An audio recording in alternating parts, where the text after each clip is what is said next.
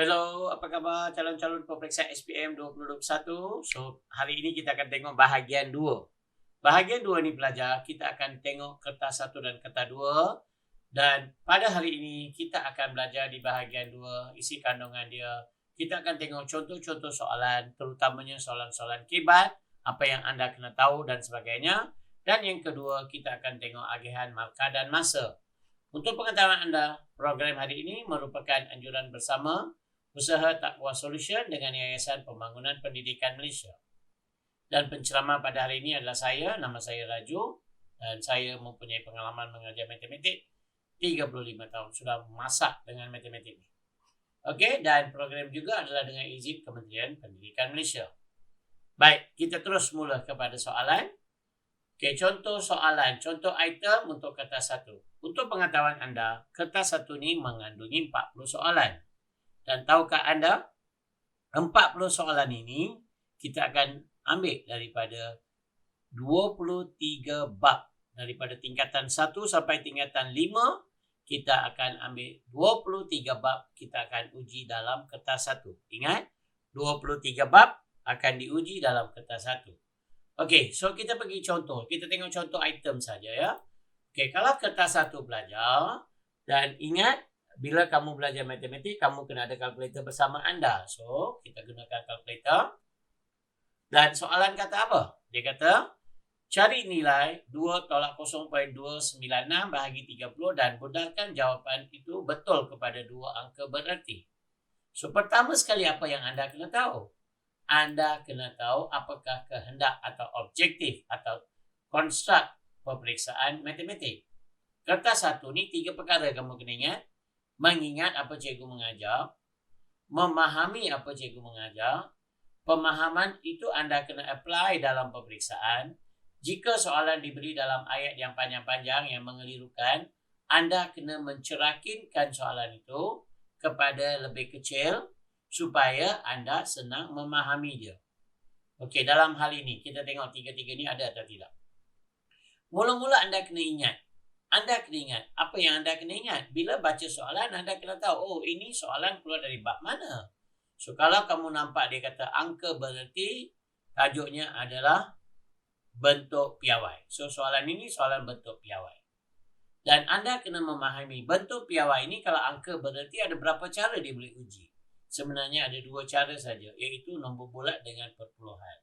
Dan anda juga kena memahami bagaimana cara nak menyelesaikannya. Okey, so kita kalau saya nak selesaikan satu-satu, mengambil masa. Kita pergi cepat sikit. Bila kamu nampak dalam bentuk ayat panjang-panjang, kamu kena menganalisis. Menganalisis maksudnya cerakin, jadikan dia lebih kecil. Dan anda kena ingat, matematik ini merupakan nombor. So kita ambil nombor. Bila dia bagi nombor tu, darab bahagi ke, tolak ke, ataupun kurungan ke, maka kamu boleh menggunakan kalkulator sebab kamu ada kemudahan menggunakan kalkulator dalam peperiksaan. Okey, so gunakan kalkulator. Macam ni main isi saja. Contoh tengok ya, saya on kalkulator dulu. Lepas tu saya ikut saja. Saya ambil kurungan, saya letak kurungan, saya letak 2, saya letak tolak, saya letak 0.296. Lepas tu saya kena tutup kurungan. Lepas tu saya kena bahagi dengan 30. Bila saya bahagi dengan 30, saya letak sama dengan. Saya dapat 0.0568. So, saya dapat 0.0568. Dan awak kena ingat, angka bererti ni, kalau dia bagi dalam bentuk perpuluhan ini, perpuluhan, kosong di hadapan ni tak ada nilai. So, kita abaikan kosong di hadapan.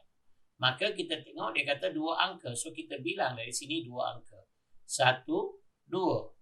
Dan jika nombor yang ketiga ni, nombornya lebih besar daripada 5, kamu semua tahu, kena tambah sini 1. So, tambah 1 kepada 6. So, jawapannya akan jadi 0.057. Itu jawapannya. Itu contoh ya. Okey, kita tengok satu lagi contoh yang lebih susah. Pelajar, bila pelajar nampak soalan macam ni, saya tahu, ramai daripada kamu tengok je soalan dah terkejut. Apa benda ni? Kamu tahu tak pelajar, bentuk piawai ini ada soalannya yang kamu kena pakai kalkulator. Ada soalannya yang kamu kena pakai formula. Formula tu kamu tak perlu hafal, ada di muka surat hadapan. Contoh, kita tengok soalan ini. Okey, so mula-mula seperti biasa ingat memahami. So dia kata dalam bentuk piawai, maksudnya bentuk piawai lah. Soalan bentuk piawai. So awak kena memahami bentuk piawai. Lepas tu aplikasikan dia analisis. Analisis ni dari ayat panjang jadikan dia ayat pendek. Okey, kita go one by one. Mula-mula jarak dia bagi ini. Kelajuan pula dia bagi ini. Berapakah tempoh masa? Dia nak masa. Kalau dia nak masa, mesti ada formula. Formula untuk mencari masa.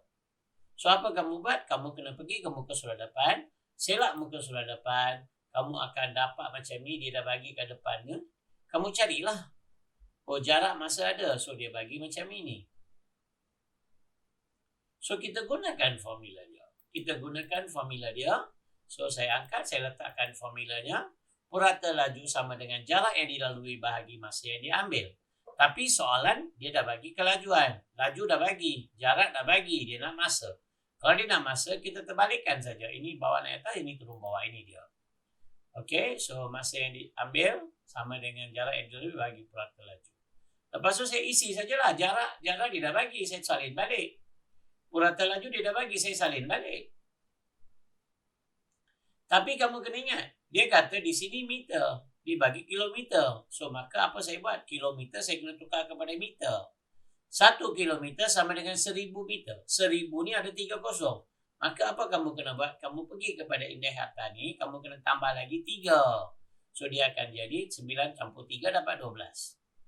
Kemudian apa kamu buat? Seperti biasa, gunakan kalkulator. So, kamu ambil 1.43 darab 10 kuasa ditekan yang itu. Kuasa 12, lepas tu bahagi, kurungkan 3 darab 10 kuasa berapa? 8. Lepas tu tutup kurungan. Lepas tu letak sama dengan, kamu dapat jawapan yang panjang. Lepas tu tukar dalam bentuk piawai. Apa kamu buat? Kamu pergi kepada mood, tekan 5 kali. 1, 2, 3, 4, 5. Kamu nampak saintifik, tekan nombor 2. Lepas tu di sini dia kata ada 3 angka. Semua ada 3 angka. So, maka saya kena tekan balik 3. Saya terus dapat jawapan 4.77 kali 10 kuasa negatif. 10 kuasa 3. 10 kuasa 3 ini dia. So, jawapannya adalah A. Selesai sudah. Apa masalah dia? Tak ada masalah. Okey, belajar.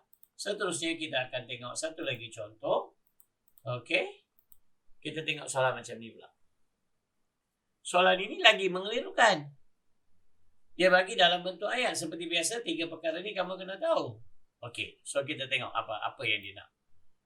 Dia kata diberi 285 asas 10. Oh, ini tajuk asas nombor. Asas nombor awak kena faham. Asas nombor ada.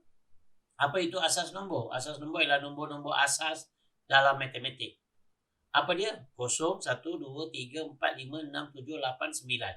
Itu adalah nombor-nombor asas. Mungkin kamu akan tanya, 12 tu cikgu? 12 ialah 1 dan 2. 268? 268. So, asas nombor adalah 0 hingga 9. Okey, bila anda dah memahami dia, anda dah boleh jawab. Di mana XYZ ialah integer positif kurang daripada 8. So, kamu kena ingat, apakah nombor-nombor kurang dari 8 ada berapa digit? Kurang dari 8, 7, 6, 5, 4, 3, 2, 1, 0. Ada 8 digit. So, cerita soalan ini senang je. Daripada asas 10, dia suruh kamu tukar pergi ke asas 8. Maka kamu kena gunakan kalkulator. Main tekan-tekan macam ni je. Okey, tengok saya tunjukkan. Mula-mula saya padam dia dulu. Padam segala-galanya. Okey, dan saya akan terus mulakan. Langkah pertama, tekan mood 2 kali. Langkah 2, tekan nombor 3 sebab dia kata base. Langkah 3, tekan deck. Deck ada kat sini. Tekan dia. So, dia keluar D di sini. Langkah 4, masukkan nombor tu. 2, 8, 5. Langkah 5, saya kena tekan sama dengan. Langkah 6, saya kena tekan OC. OC cari dekat sini. IN ni. Ada OC ni. Tekan OC, dia keluar 4, 3, 5. So, apa saya buat? Saya kena pergi cari mana ada 4, 3, 5 dalam jawapan ni. 4, 3, 5. So, jawapannya adalah A. Selesai sudah. Inilah dia contoh soalan-soalan kertas 1. Faham tak pelajar? Kita pergi kepada contoh item untuk kertas 2 pula. Contoh item kertas 2 ni subjektif. Dan bahagian A pula soalannya dia beri 4 markah. Okey, kita tengok satu contoh. Okey, so bahagian kertas 2 ni memang ada problem pelajar. Soalan yang dia nak bagi kamu, dia nak menguji banyak benda. Apa dia nak uji?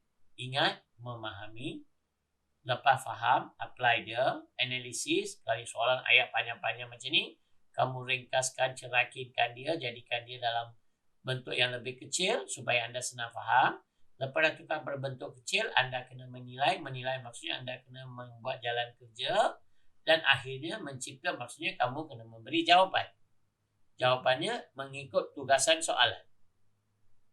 Macam ini, dia kata, berapa hitung bilangan basikal dan basikal roda 3. So, kamu kena nyatakan berapa bilangan basikal, berapa bilangan basikal roda 3. Kalau kamu perhatikan soalan macam ni, kamu faham tak apa dia cakap ni? Tak faham kan? So, saya nak bagi tahu kamu. Apabila kamu nampak kertas 2 ni pelajar, mudah saja. Kalau kamu nampak dia bagi 2 benda yang berbeza. 2 benda yang berbeza. Maksudnya dia ada 2 pun boleh ubah. Kalau ada 2 pun boleh ubah, maka tajuk ini merupakan persamaan linear dengan 2 pun boleh ubah. Di sekolah, bila pun boleh ubah, yang kamu selalu buat soalan-soalan tu, dia bagi hurufnya X dengan Y. So, maka langkah pertama kamu kena tukar 1X, 1Y. Basikal ni kamu boleh katakan X, basikal roda 3 kamu namakan dia Y. Itu pertama. Yang kedua, persamaan linear dengan 2 pun boleh ubah mesti mempunyai 2 persamaan. 2 persamaan ini adalah 2 kehendak soalan. Kalau kehendak soalan, kamu kena ambil daripada soalan di bawah ni. Hitung bilangan basikal dan basikal roda 3 jika terdapat 64 pedal. 1 dicakap pedal. So, 1 persamaan untuk pedal. Dan 74 tayar. Satu lagi persamaan ialah untuk tayar. Okey, tengok kita buat satu-satu. Pedal. Sini ada berapa pedal? 2. Sini ada berapa pedal? 2 juga. So, maka apa saya kena buat? Saya kena tukar balik kepada ni ya. Sebab ini tak payah pakai kalkulator pun tak apa. Okey. Apa saya buat? Saya terus saja letakkan saja. So, di sini dia kata pedal ada 2, sini pun ada 2. Basikal awak kata X, ini roda 3Y. So, 2X tambah 2Y sama dengan 64. So, 2X tambah 2Y 64. Lepas tu tayar pula, 2 tayar, 3 tayar, 2 campur 3 ya. Dan apa kamu buat? Kamu boleh melakukan 2 cara untuk menjawab. Satu, kamu boleh buat dengan cara penghapusan. Satu lagi, kaedah penggantian. Nasihat saya, kalau boleh, gunakanlah kaedah penghapusan sebab kamu tidak boleh membuat kesilapan. Okey, saya kena hapuskan satu huruf. Huruf mana yang senang dihapus? X. Macam mana? Saya tolak dia. Bila saya tolak, jadi kosong. So, 2 tolak 3Y, jadi negatif Y. Ini tolak ini, kamu dapat negatif 10. Negatif Y, negatif 10. So, Y sama dengan 10. Lepas tu, gantikan Y sama dengan 10 dalam persamaan yang pertama ni. Persamaan dia. So, 2X tambah 2 kali Y adalah 10. Macam ni. 2X tambah 2 kali 10 sama dengan 64. So, 2X sama dengan ini, bawa mari sini. Positif, negatif. Jadi, 20. Lepas tu, 2X sama dengan 44. X sama dengan 44 bahagi 2. So, X sama dengan 22. So, kita belum lagi siap ya. Kita hanya baru cari X dengan Y. Kalau soalan kata hitungkan nilai X dengan Y, siap. Tapi di sini soalan kata hitung bilangan basikal dan basikal roda 3. Kamu kena bagi tahu. So, X ni merupakan apa? Basikal. Y ni merupakan apa? Basikal roda 3. So, kamu kena cakap. Bilangan basikal X ialah 22. Bilangan basikal roda 3 adalah 10. Ini satu contoh. Okay, kita tengok satu lagi contoh. Kertas 2 bahagian A, 4 markah. Bila kamu nampak soalan seperti ini pelajar, saya tahu. Awak nampak saja, awak dah tahu apa tajuk ini. Garis lurus. Persamaan garis lurus. Simple. Yang penting di sini awak kena tengok dia kata apa. Raja 2 menunjukkan 2 garisan selari P dan Q dilukis pada satu sata kates. Maksudnya garisan 2-2 ni garisan selari. Kalau selari, awak kena ingat dia punya gradient mesti sama. So kita tengok apa dia kata. Diberi bahawa persamaan garis lurus PQ ialah Y sama dengan negatif 2X tambah 7. So di sini kecurunan adalah negatif 2. So kita terus saja buat. Okey, kita terus saja. Gradient PQ adalah sama dengan negatif 2. M PQ adalah sama dengan PR. Kenapa dia sama? Sebab saya kata dia adalah 2 garis selari. Selari ya, 2 garisan selari. Dan maka dia TR juga adalah negatif 2. So lepas tu saya gunakan dia punya yang dia bagi. Dia kata 9, 7. X ialah 9, Y adalah 7. Saya letakkan dalam persamaan dia. Y sama dengan MX plus C. So Y sama dengan berapa? 7. M adalah negatif 2. X adalah 7 tambah C. Macam ni. So 7 sama dengan 18 tambah C. C sama dengan ini. Negatif terbang dari sini jadi positif. So C akan jadi 25. So persamaan dia Y sama dengan MX plus C. Y sama dengan M adalah negatif 2. X adalah X tambah dengan C. So persamaan dia Y sama dengan negatif 2X tambah 25. Ini siap yang pertama. Yang kedua, nyatakan pintasan X. So bila dia kata nyatakan pintasan X, maka Y akan jadi kosong. Kalau dia kata nyatakan pintasan Y, X akan jadi kosong. So maka di sini saya kena buat Y sama dengan kosong. Lepas tu apa saya buat? Saya main isi saja. Saya masukkan dalam ini semua. So 2X tambah 25 sama dengan kosong. Ini dia. Negatif 2X tambah 25 sama dengan Y sama dengan kosong. Lepas tu kita letakkan ini positif. Terbang dari sini jadi negatif. Lepas tu X sama dengan negatif 25 bahagi dengan negatif 2. Negatif, positif. So dia akan jadi 12.5. Mudah saja. Direct to the point. Tapi apa yang anda kena ingat? Dia kata 2 garisan selari. Bila dia kata 2 garisan selari, maka dia punya gradient adalah mesti sama.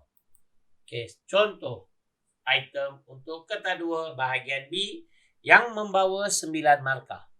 Kita tengok satu contoh saja sudah. Okey. Ini dia. Dia kata jadual 4 menunjukkan pencapaian 2 orang murid dalam 5 ujian matematik. Guru matematik mereka ingin memilih salah seorang daripada mereka untuk mewakili kelas dalam satu kuis matematik peringkat sekolah. Okey, baik. Dia kata ada 2 orang pelajar. Namanya satu Sofia. Satu lagi Armin. Ujian dia punya markah macam ni. Dan dia punya markah 5 ujian markah dia. Berdasarkan pencapaian Sofia, hitung. Okey, dia kata Sofia saja. So, maka kita kena cari Sofia. Hitung apa? Mean untuk Sofia dengan variance untuk Sofia. Mean, formula kamu tahu. Mean sama dengan sum of X bahagi dengan N. Jumlah X bahagi dengan N. Ini dipanggil X. Bahagi dengan N ialah bilangan dia. Okey, so kita buat.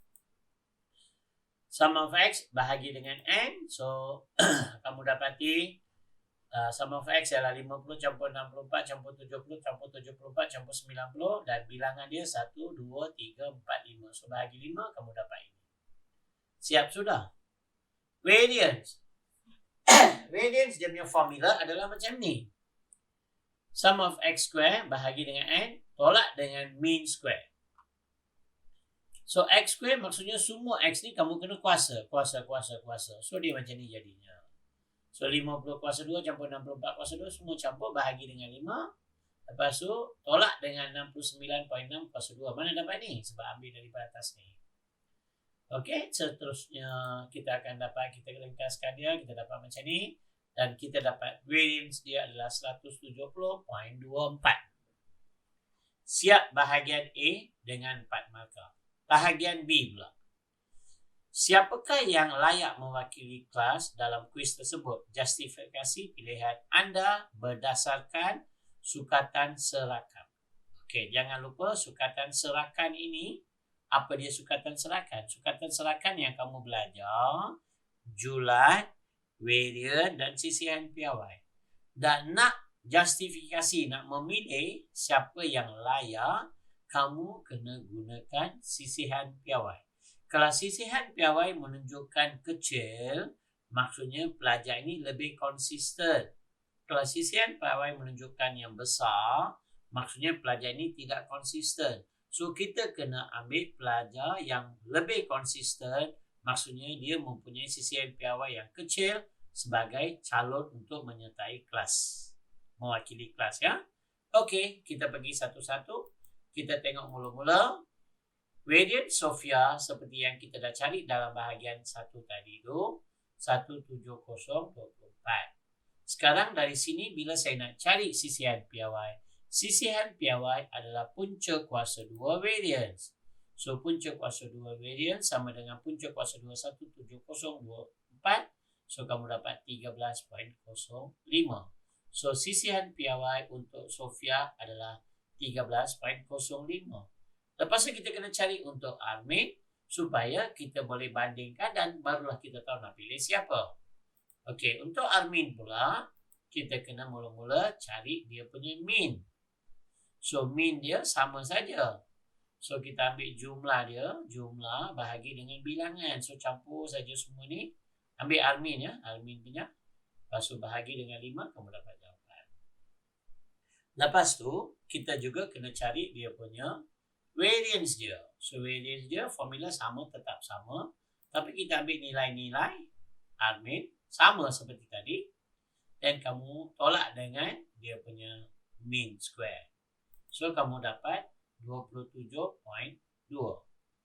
Lepas tu, kita kena cari sisihan piawai dia. Sisihan piawai formulanya ialah punca kuasa 2 variance. Variance dia adalah 27.2. So, kita punca kuasa 2, kita dapat 5.22. So, kamu dapat sini 5.22. Kamu dapat untuk Sofia 13.05. Siapa yang lebih konsisten? Siapa punya sisihan piawai yang kecil? Armin. So, maka kita memilih Armin sebab dia lebih konsisten. So, jawapannya Armin patut dipilih kerana dia mempunyai sisihan piawai yang lebih konsisten. Habis. Itulah dia. Ini topik baru. Untuk sukatan baru. Topik ini sebenarnya advanced. Dibawa ke dalam matematik, ya. Okay. Next. Kita tengok lagi. Kertas 2, bahagian C. Kita juga akan tengok satu contoh yang diberikan oleh Lembaga Peperiksaan pada 29 hari bulan September 2020. Okay, kita tengok, ya. Hari Guru diraihkan pada 16 hari bulan Mei setiap tahun. Lembaga Pengawas Wirah, sekolah SMK Wirah bercadang untuk membeli hadiah kepada semua guru-guru di sekolah itu dengan menggunakan duit dari sumbangan PIBG dan sumbangan murid berjumlah 1,100. Maksudnya PIBG pun bagi, murid pun bagi, jumlah dia jadi 1,100. Okey, jika pihak PIBG menyumbangkan 75% daripada jumlah sumbangan itu, nyatakan nisbah sumbangan PIBG kepada sumbangan murid. So, nisbah senang saja. Apa masalah dia? Tak ada masalah. Nisbah ialah ini nisbah dia. So, 75%. Bakinya 25% ialah pelajar. So, buang yang peratus tu, kita tinggalkan nombor saja. Lepas tu, kecilkan dia. Dia akan jadi 3:1. Inilah dia nisbah. Yang kedua, hitung sumbangan murid. Sumbangan murid senang saja. Sumbangan murid ialah 25% daripada jumlah dia. So, jumlah sumbangan murid sama dengan 25% daripada 1,100. Kamu dapat 275. So, dah bagi 3 markah dah. Okey, next. Bahagian B. Dia kata apa? Okey, dia kata bahagian B. Hasil daripada tinjauan lembaga pengamal, mereka menyelai pendek 2 pilihan jadual. Okey, dalam jadual 8. Pilihan pertama, untuk setiap guru lelaki, kos dia RM16. Untuk setiap guru perempuan, RM20. Pilihan kedua macam ini. Dia ada 2 pilihan. Pilihan pertama akan menggunakan keseluruhan sumbangan itu, manakala pilihan kedua akan berbaki RM38 daripada jumlah sumbangan. Jika terdapat X bilangan guru lelaki dan Y bilangan guru perempuan di sekolah itu, dengan menggunakan kaedah metrik, hitung nilai X dan nilai Y. Dia kata nilai X dan nilai Y ya. So kita cari nilai X dengan nilai Y. Tak payah nak bagi tahu guru lelaki berapa ramai, guru perempuan tak payah. So kita hanya cari X dengan Y. Okey, mula-mula kita letakkan dia dalam persamaan dia. Pilihan pertama 16X campur 20Y sama dengan keseluruhan duit 1,100. Lepas tu pilihan kedua 18X campur 18Y sama dengan 1,100 tolak RM38. Saya buat macam ni. 16X campur 20Y 1,100. Ini yang kedua, pilihan kedua. Selepas tolak dengan RM38 saya dapat 1,062. Okey, selepas tu apa saya kena buat? Saya tengok semua ni, saya kecilkan dia. So ini saya bahagi dengan 4.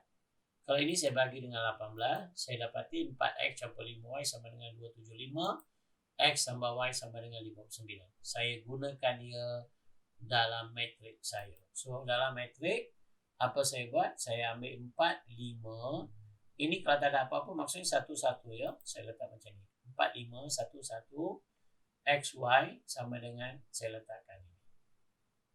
Lepas tu saya kena tukar kepada inverse. Saya kena pindah dia pergi sana. So apa jadi? X, Y sama dengan 1 per K. K ni mana dapat? K ini adalah 1 kali dengan 4, 2 kali dengan 3. Ini kita panggil 1, 2, 3, 4 kan? 1 kali 4, 2 kali 3 tolak saja. So 1 kali 4, 4. Ini 1 kali 5, 5. Tolakkan. Lepas tu apa berlaku ini? Bila inverse metrik, apa kita buat? Ini dia tukar tempat. Yang 1 dengan 3 tukar tempat. 2 dengan 3 tukar simbol. Tengok. Ini. So 4 turun bawah, 1 naik atas. Ini dia 1, 4. Dan ini tak tukar tempat tapi ditukar simbol. Daripada positif, dah tukar jadi negatif. Lepas tu kita letakkan balik di belakang. Okey, lepas tu apa kita buat? Ini kita jadi negatif 1 per 1. Sama dengan 1 kali 275, 275. Lepas tu negatif 5 kali 59, negatif 295. 1, negatif 1 kali 275, negatif 275. Lepas tu 4 kali 59, kamu dapat 236. Kecilkan dia. Negatif 1 sama dengan negatif 20, negatif 39. Negatif kali negatif jadi positif. So dia akan jadi 20, 39. So maka X adalah 20, Y adalah 39. Ini saja yang kamu kena buat. So maka kamu dah dapat 5 markah. Okey, bahagian yang seterusnya. Bahagian B 2. Dia bagi lagi 4 markah. So 5 campur 4. Bahagian B saja dah 9 markah dah. Okey, apa dia nak? Lembaga pengaras mencadang memohon sumbangan daripada kedai buku sekolah untuk membeli kotak bungkusan hadiah tersebut. Harga satu kotak bungkusan pilihan pertama dan kedua masing-masing RM3, RM4. Oh, dia tambah lagi bungkusan dia. Membungkus ini kotak bungkusan dia. Kalau pilihan pertama RM3, pilihan kedua RM4. Okey, so dia kata, lepas itu dikata ketua pengawal menyatakan bahawa pilihan pertama lebih menjimatkan berbanding dengan pilihan kedua setelah kos kotak bungkusan hadiah diambil kira. Dengan menggunakan jawapan dalam 17 B1, adakah anda bersetuju dengan pernyataan itu? So kamu kena justifikasi pilihan. Justifikasi maksudnya kamu kena buat jalan kerja dia, nak tunjukkan bukti dia. Okey, mula-mula apa saya buat? Saya cari harga baru setiap guru. Okay, pilihan pertama, guru lelaki RM16 harga barang, RM3 harga bungkusan jadi 19, guru perempuan 20 campur 3, 23. Ini pilihan pertama. Pilihan kedua pula, guru lelaki RM18 campur 4, 22, guru perempuan RM18 campur 4, 22. So ini adalah harga setiap guru. Kemudian apa saya kena buat? Saya kena buat kos, jumlah kos termasuk kos bungkusan keseluruhan. So pilihan pertama RM19 darab 20 orang guru 380. Lepas tu RM23 39 orang guru dapat ini. So jumlah keseluruhan untuk pilihan pertama ialah 1277. Pilihan yang kedua pula, guru lelaki RM22 darab dengan 20, perempuan RM22 darab dengan 39 dapat ini. So jumlah yang kita dapat 1298. Sekarang antara dua ni, yang mana lebih menjimatkan? Pilihan pertama. So ketua pengawas kata apa? Dia nak buat pilihan pertama. Anda setuju tak? Setuju. So setuju. Kerana pilihan pertama lebih menjimatkan berbanding pilihan kedua sebanyak RM21. So kamu boleh tunjukkan dalam kurungan macam mana dapat RM21. So maka siap 4 markah. Okey, bahagian C pula. Soalan ini soalan yang memang sangat-sangat mengelirukan. Okey, tapi dia bagi 3 markah. Senang sebenarnya kalau kamu ikut peraturan dia. Okey, seorang guru bermurah hati menyumbang beberapa botol minyak wangi yang akan menjadi sebahagian daripada hadiah cabutan bertuah pada hari sambutan tersebut. Okey, 9.1 menunjukkan minyak wangi botol tu. Dan isi padunya adalah 100. Maksudnya isi padu ialah dalam ni 100. Macam mana nak cari isi padu silinder? Isi padu silinder pi j kuasa 2 T. Lepas tu kena tambah lagi yang atas ni. Barulah kita tahu keseluruhan dia untuk jadikan dalam kotak. Okey, kita tengok. Isi padu silinder dah cari 100 ni bahagi sama dengan 22/7 darab 2 darab 2 darab X. X ni apa? X ni adalah yang tinggi. Kita nak cari tinggi dia dulu. So, kamu buat macam ni, kamu akan dapat. So, ini dengan ini dalam silang, kamu dapat macam ni. Terus, kamu dapat jawapan 7.95. X dah dapat. Tapi, termasuk dengan penutupnya sekali. Baru kita boleh masuk dalam kotak ni. So, penutup dia, so jumlah dia. Tinggi botol minyak wangi termasuk apa? Penutup botol. Sama dengan minyak wangi tinggi dia sudah campur dengan penutup dia. X bahagi dengan 3. X ialah ini. Bahagi 3. So, kamu dapat macam ni. So, maka 10.06. So, tinggi minimum adalah 11 cm. Okey pelajar, itu merupakan contoh-contoh soalan. Alright. Okay, so bahagian seterusnya